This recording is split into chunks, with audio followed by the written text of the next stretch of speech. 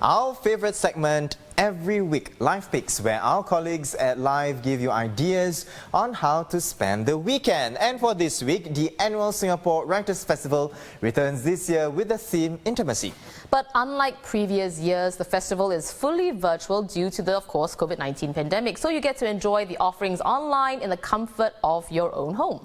In its 23rd edition this year, SWF 2020 sees 10 international headliners, a record-breaking number in festival history. Now organised by the National Arts Council, it started last Friday and will run till this Sunday.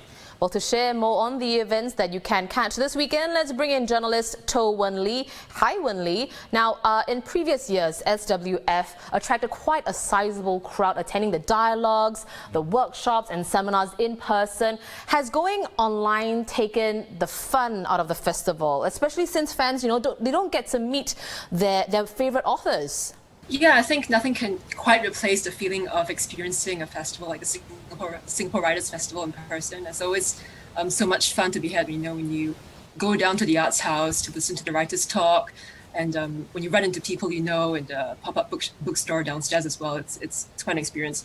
That said, I think it's great that they were able to bring in quite a couple of heavyweights this time around, perhaps possibly because it's also almost entirely virtual. People such as Margaret Atwood, author of The Handmaid's Tale, and also Art Spiegelman, Liu Cixin. All these people, these are some of the big names at the festival. So I think it was great to have them with us this year. Another thing about this year's Writers' Festival is there is a video on demand aspect to it. So talks which have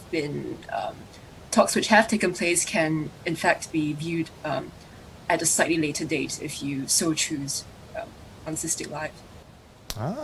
Now, having said that, of course, Wen Lee, tell us, what are some of the events that we can look forward to for this weekend? So one of the highlights is Art After Dark, which is a regular thing at Gilman Barracks, and this time round there will be on-site as well as virtual aspects to it. So there'll be the galleries at Gilman Barracks, the Arts Enclave of Alexandra Road. Quite a few of them will be mounting new exhibitions.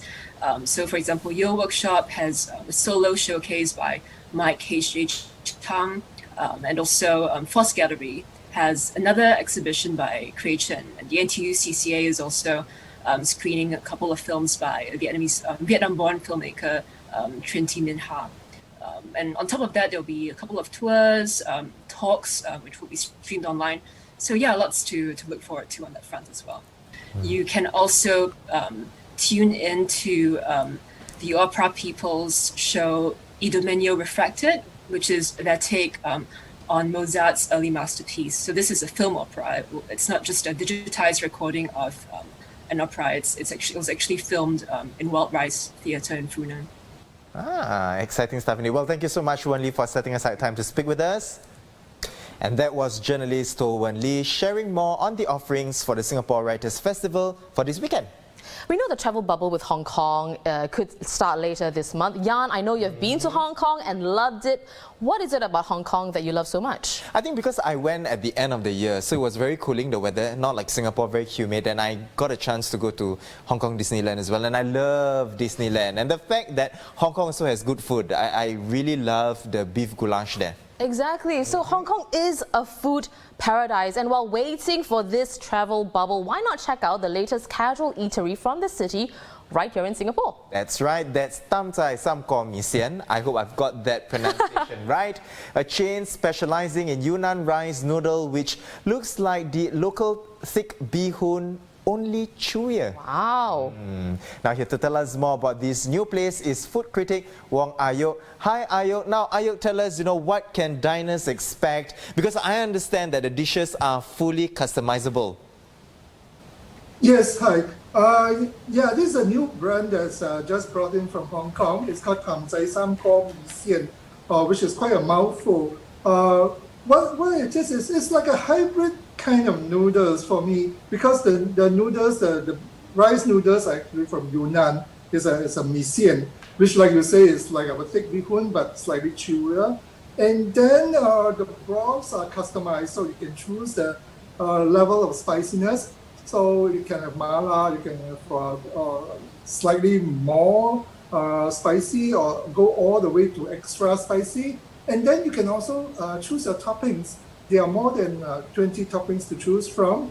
So you can just customize, you can pick what toppings you want, and then you pay accordingly. So each topping could cost like $1 something, $2 something, depending on what you choose. So they have meat, they have vegetables, cuttlefish balls, wontons.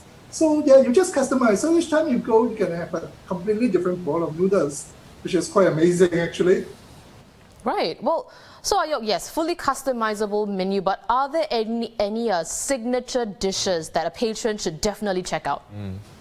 Okay, yeah, the noodles are actually the main thing because it is a noodle shop. But besides noodles, they also serve like little side dishes, appetizers. These are mostly Sichuan style dishes. So you have things like spicy chicken, the kou shui ji. And my favorite is actually what the Chinese call suan ni bai rou, which is a pork belly with minced garlic. It's topped with lots of garlic. So make sure you love garlic if you order that dish. Then there are also like spicy dishes like black fungus in mala sauce, or you can have an eggplant in garlic sauce. So you can just order a few dishes to go with your noodles. And they have like chicken wings, grilled chicken wings as well. So it's really a lot of different items that you can just mix and match. Well, Ayok, we can't let you go without, talking about the broths, which you mentioned come in 10 levels of spiciness. So I know I'm not a spicy person at all, but Ayok, what is the range that we are dealing with here? Can you give us an example, a comparison with something else that we may be more familiar with? Okay, well, it starts with non-spicy for people who really cannot take any spice at all, and then it goes up to level 10. So you can choose any level in between. For me, I consider myself actually quite tolerant to spice, and I think I can only manage like level 8. I did get a taste of everyone all the way to 10. When it reaches 10, it's like your whole mouth is burning, you really can't taste anything. So unless you're a bit crazy and just want to challenge yourself, I wouldn't advise that. But anything in between, it starts with like, let's say level 1 and 2 is just slightly peppery. And then level 3, 4 is like starts getting a little bit more heat.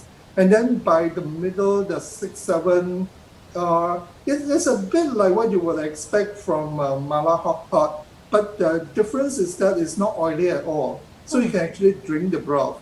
But then you will leave your mouth feeling a bit fiery.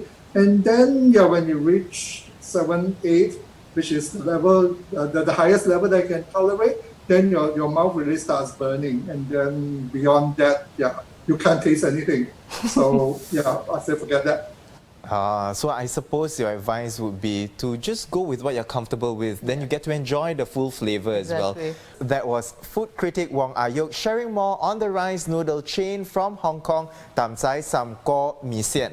Well, right now, there's just one outlet at Bedok Mall, but 2 more will open this month at Chinatown Point and Vivo City. So I think the noodles are something I will try because, the weather has been a bit rainy, a bit wet recently. So I know a hot bowl of noodles is something that, will hit the spot pretty well. But of course not so spicy for you. No, like I said earlier, I cannot take spicy. Well, if you need more ideas on what to do over the weekend, you can flip through the new Friday pages that will come out in tomorrow's paper. From arts to dining and entertainment, our live colleagues have you covered.